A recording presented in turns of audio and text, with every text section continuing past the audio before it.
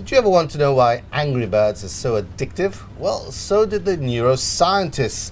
And now the University of Helsinki is trying to bring Finnish gaming developers and these scientists together by hosting meetings for the Helsinki Business Club. Well, Anna Leach has been writing all about this. Anna, what is the link between neuroscience and gaming? Well, the Helsinki Business Hub is trying to look at how collaboration between the two can be fruitful for both the scientists and the gaming developers.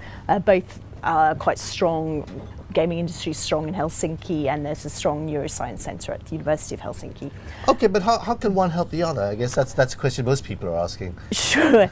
It's not an obvious one, but for gaming developers, there's a short-term benefit that neuroscience measurements allow for greater games testing, so you can measure concentration on someone playing a game, which allows designers to see when concentration's dipping, where they need to tighten up the interaction. That's when you find out how addictive Angry Birds is. Sure, that's right. That's the short term. What colours work well, what music works well. In the longer term, what the brain responds to. Yeah, exactly. It's very detailed data.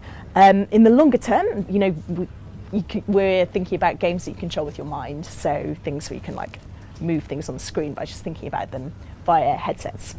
And for neuroscientists, you get a lot of data about how humans concentrate, and in the longer term, potentially treatments for mental health conditions that would use games rather than, say, drugs to control the mental state of patients. But isn't the hardware, a lot of this hardware, incredibly expensive? No, well, the tech isn't that new. It's been used in medical imaging for the past few decades. What is new is that it is cheap enough to put to these commercial uses. So these headsets, they're not perfect. They're still a bit there's problems, but they've got to a level where they can be used. They're about the same cost as a Wii, for example, and they can be used for games and for software. So is there any benefits to this thing they're calling neurogaming or whatever? Benefits? Well, better games, arguably better mental health treatments, though that's a fair distance down the line. Better education. I guess they're not making any promises, medical promises at this stage. No, it's all kind of therapeutic and kind of soft promises.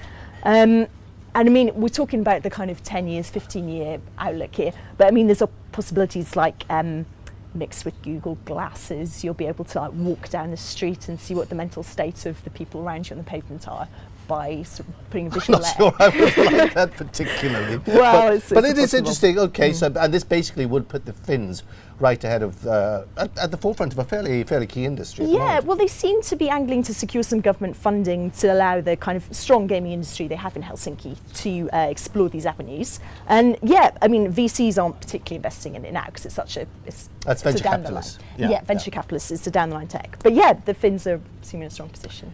Anna, thank you.